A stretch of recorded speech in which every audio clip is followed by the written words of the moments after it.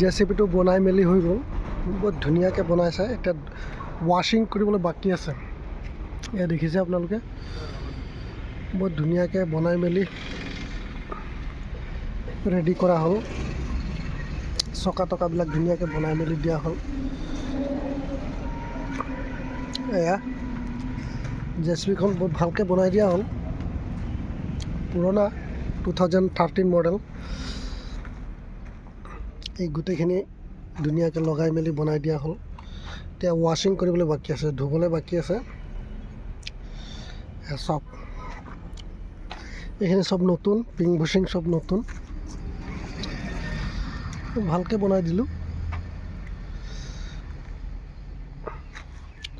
জেচিবিখন ৱাশ্ব কৰিব, ৱাশ্ব কৰি হ'লে লৈ যাব, জংঘল যাব।